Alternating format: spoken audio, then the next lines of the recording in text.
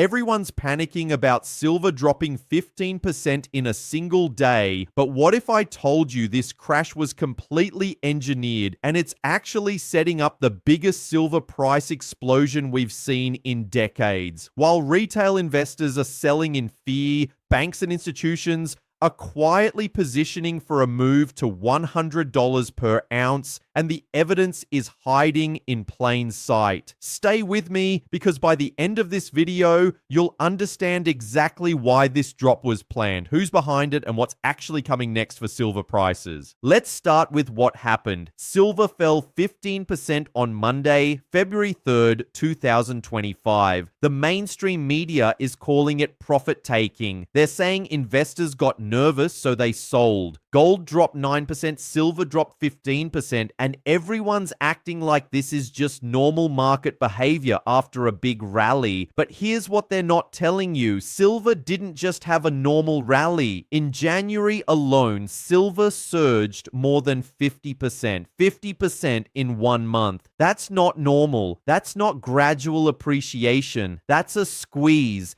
And when you have a 50% move in 30 days, the big players don't just let that happen by accident. Someone was scrambling. Physical silver inventories have been draining from COMEX warehouses. Registered silver, the stuff that's actually available for delivery, has been hitting multi-year lows. We're talking about less than 30 million ounces available in registered vaults. That might sound like a lot, but when you consider that global silver demand is over 1 billion ounces per year, 30 million ounces is nothing. It's a rounding error. So what happened? Simple. The banks got caught short. They sold paper silver contracts betting prices would go down, but physical buyers kept showing up demanding delivery. This created a squeeze. Prices rocketed to $72 per ounce. But here's where it gets interesting. Right when silver hit that $72 level, suddenly, mysteriously, the selling started. Massive sell orders hit the market. Prices tanked 15% in 1 day, 27% from Friday's action included. Now ask yourself, who has the ability to dump that much silver onto the market that fast? Not retail investors.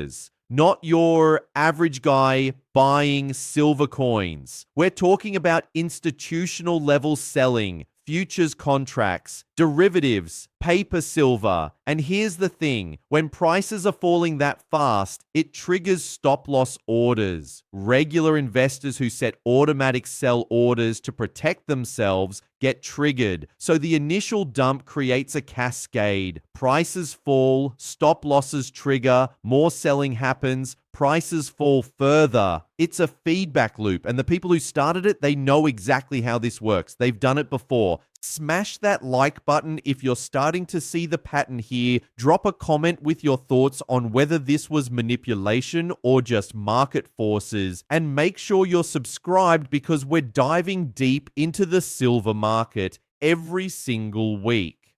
Let's talk about why they did this. If you're a major bank or institution and you're short silver, meaning you've sold contracts betting on lower prices, and suddenly silver jumps 50%, you're losing billions of dollars. Billions. You need to cover those positions. But if you try to buy back all that silver at $72 per ounce, you'll push prices even higher. You'll cause the very squeeze you're trying to avoid. So what do you do instead? You crash the price first. You dump massive amounts of paper silver onto the futures market. You create panic.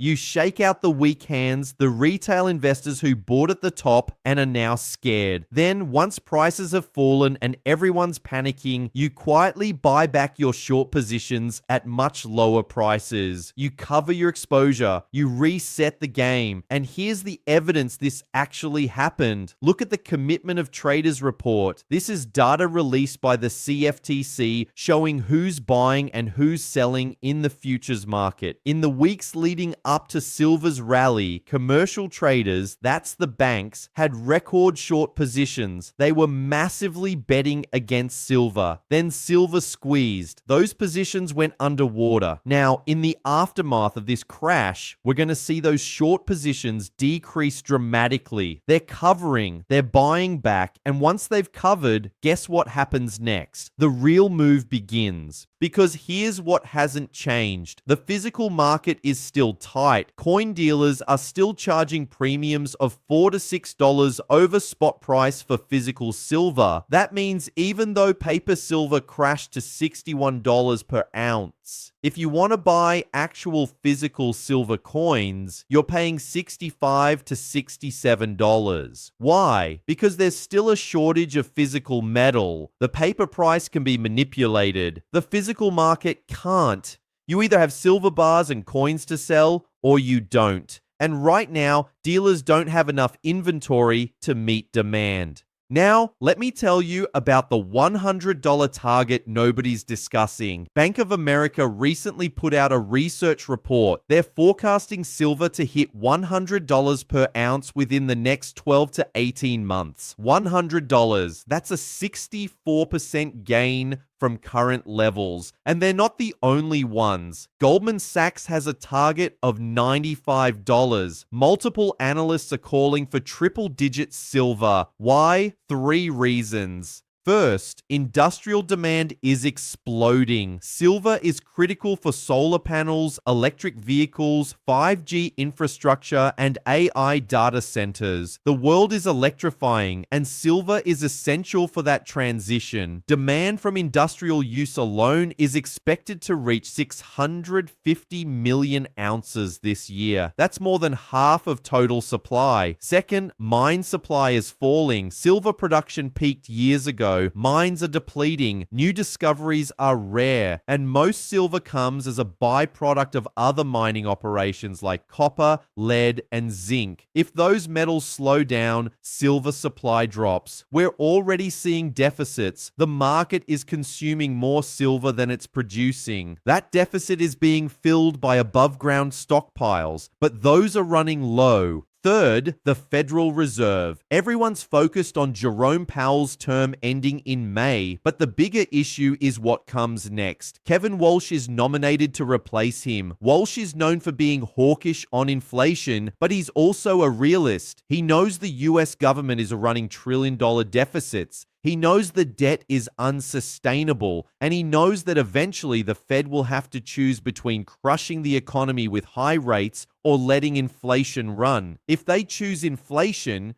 which history suggests they will, hard assets like silver explode. Here's what you need to understand. The crash to $61 wasn't the end of the rally. It was a reset. It was institutions shaking out weak hands so they can reload for the next leg up. And the next leg isn't $72. It's $100, maybe higher. If you're watching this and wondering whether you should buy silver right now, here's my take, and this is not financial advice. I'm just sharing what I'm seeing in the market. If you're looking for a quick flip, if you need this money next month, don't buy. Silver is volatile. It could easily drop to $55 before it runs to $100. But if you're thinking long term, if you're building a position for the next 1 to 3 years, then these dips are opportunities. Dollar cost average. Buy small amounts over time. Don't try to time the bottom perfectly. Nobody can. And here's the key. Focus on physical silver. Coins, bars, something you can hold.